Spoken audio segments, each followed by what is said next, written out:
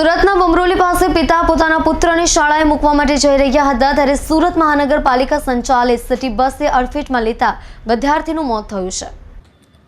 સુરતમાં માતેલા સાંજની જેમ ફરતી સિટી બસ અવારનવાર અકસ્માતો સર્જી રહી છે ત્યારે પિતા પોતાના પુત્રને શાળાએ છોડવા જઈ રહ્યા હતા તે દરમિયાન સિટી બસે બાઇકને અડફેટે લીધી હતી જેથી રોડ ઉપર પટકાયેલા પિતા પુત્ર પૈકી ધોરણ 11માં અભ્યાસ કરતા પુત્રનું મોત નીપજ્યું હતું જેથી રોષે ભરાયેલા લોકોએ બસના ચાલકને ઝડપી લઈ પોલીસને હવાલે કર્યો હતો।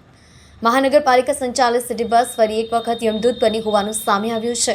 શાળાએ પુત્રને બાઇક ઉપર મૂકવા જતા સિટી બસના ચાલકે બંનેને અડફેટે લીધા હતા જેથી ઘટનામાં માસૂમ પુત્રનું કરુણ મોત નીપજ્યું હતું।